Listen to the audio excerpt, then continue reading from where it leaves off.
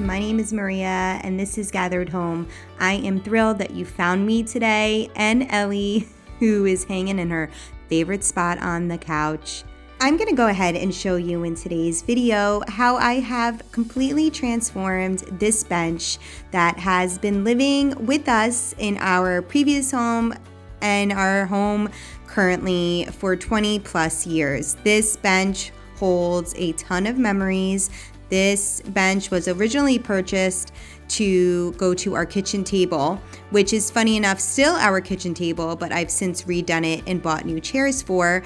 So this bench has lived a lot of lives throughout both of our homes.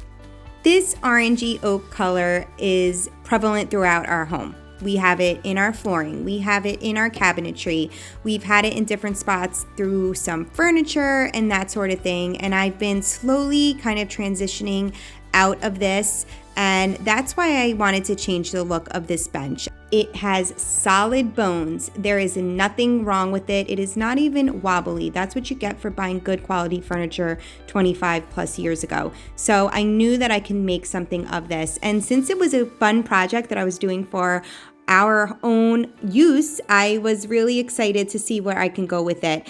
And these kind of finds are very common. I see them often on Facebook Marketplace. I'll see them often low priced when I'm thrifting and that sort of thing. So even if you don't have a bench like this at home, it's a fun project to do if you can find it either free or on the cheap.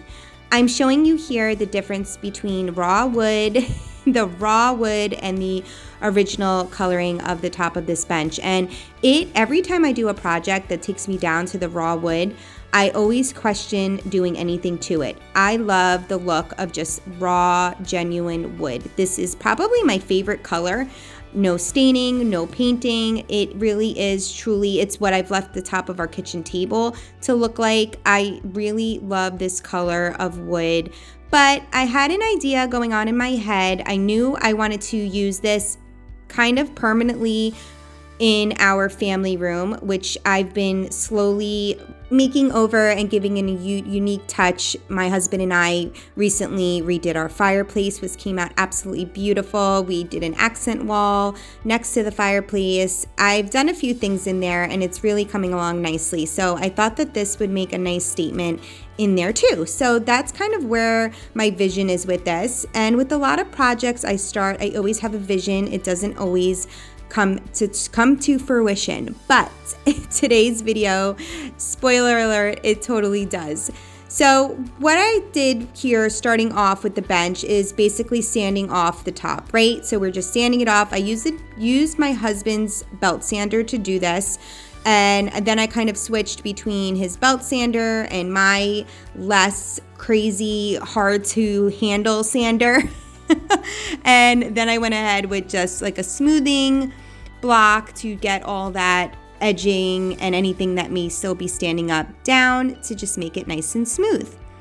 Now, very reluctantly, because I love the color, I am going over this with the Early American by Minwax stain. This is one of my favorite stain colors. Now, the reason why I chose this color is because we stained our mantle this color when we redid the fireplace. And since I knew it was going to be living in the same area as the fireplace, I thought it would be nice if it could coordinate with the mantle color. So that's why I went ahead and stained the top. Now here I only did one coat, and you'll see later on we're gonna do a little bit more. But now I'm taking the color that we painted the fireplace and the accent wall, and I'm using that here for the bottom base of this bench. And I didn't want to fully saturate it. I still wanted some of that black to come through. I'm a rustic girl, a farmhouse girl through and through. I love it because when your style is more of that rustic farmhouse, nothing ever has to look perfect. Because when anything looks a little bit wrong or needs touching up or may have not come out 100% perfect, you just call it rustic and you're done. Call it a day.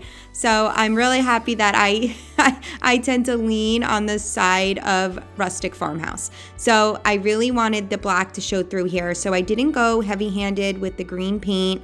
I really just wanted to get that beautiful kind of worn look. And now you'll see I started this project later in the evening, and the mosquitoes were no joke.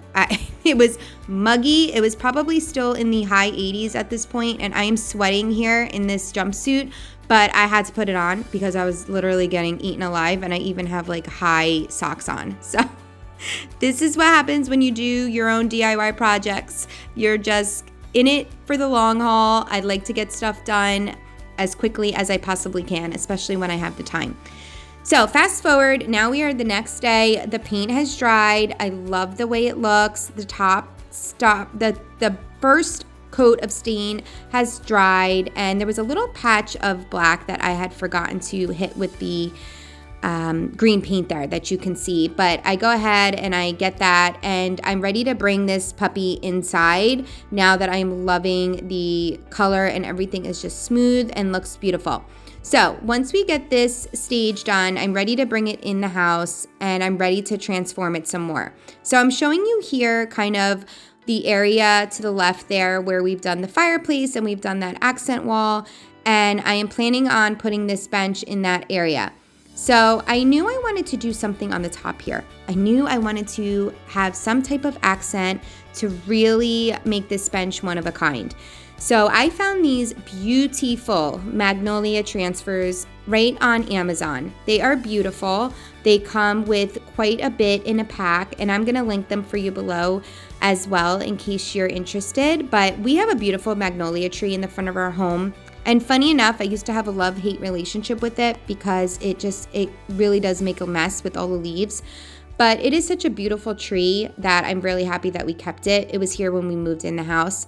So I just really like trying to bring that tree inside in one way or another. I made a magnolia leaf wreath not too long ago that I have hanging in our dining room. So I just really like to make things unique to our home and things that are special to us, just kind of bring in a touch here and there. So I thought these magnolia transfers were the perfect touch and went nicely with the green color that I had throughout our family room and now on the bottom of the bench. So I'm doing this, do as I say, not as I do. Is that this way the saying goes? Okay, so whenever you're putting a transfer down, even if it's a Cricut vinyl transfer, it's never going to easily stick to stained wood.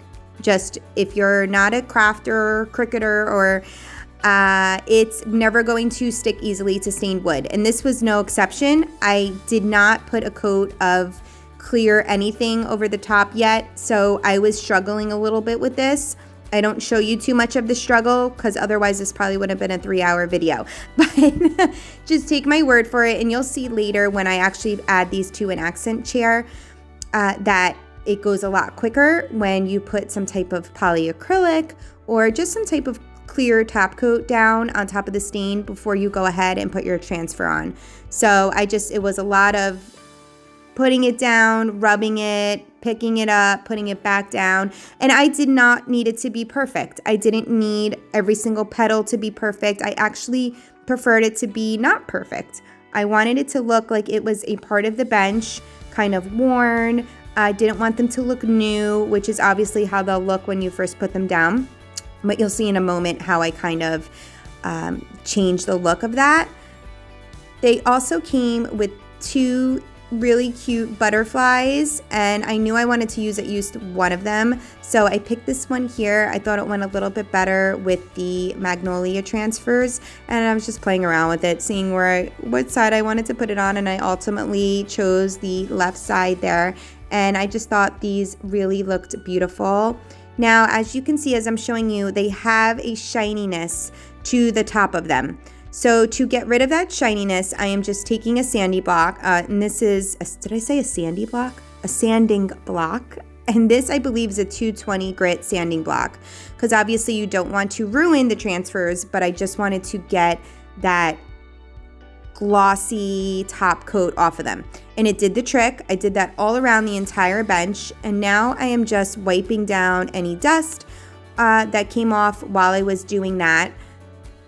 And while I'm loving the look of this bench so far, I think it's really just looking very unique and one of a kind and is going to fit our family room perfectly. I still wanted a little more of a lived-in, worn look. So I am going back with the Early American stain that I used previously, and I am going over the entire thing, flowers included. I knew that the flowers weren't really going to take a ton of the stain because obviously it's not, it's not wood, but it did kind of tone down the whites of the flowers, and that was kind of my point in doing this. And also I did want to hit it with another coat anyway, so I was happy that I did this after I put the transfers on. So I did the entire top. I gave it a really good coat of the Early American stain, and I think it just added the perfect lived in, worn, vintagey look to this bench that I was trying to achieve from the beginning.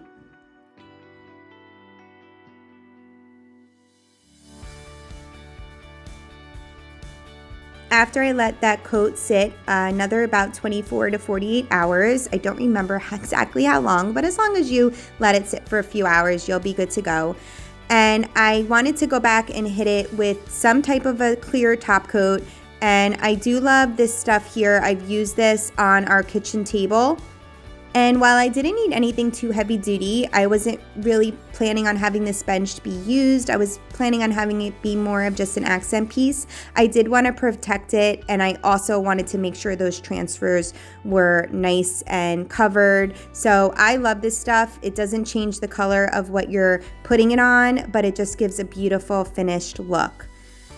And before I show you the finished spot where I do decide to go ahead and put that bench, this chair, I'm going to insert a picture for you, I had thrifted and redid quite a while ago, as a matter of fact, and I did it to match the fireplace as well. And I had a couple of these extra Magnolia transfers, so I thought I would go ahead and add them to this chair to just kind of give everything a custom and finished look. So I put that general finishes on before I went ahead and put the transfer on, and as you can see, I was able to lift it right up without having to go back a million times and try to get it to go back down. So definitely make sure you put a top coat on before you put any type of transfer on, and that's even including vinyl if you're working with Cricut. But I had just these few flowers left, so there was 2 holes that were originally in the seat of this chair. And I was using it as a plant stand for the longest time, so I didn't mind it, but I figured I would just use those flowers to cover it up.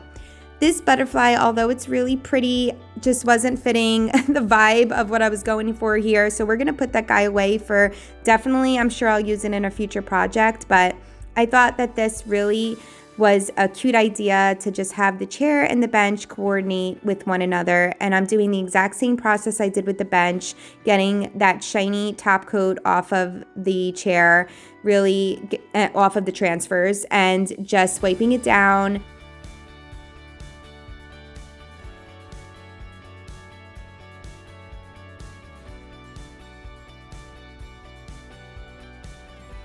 Hitting it with a top coat of this general finishes.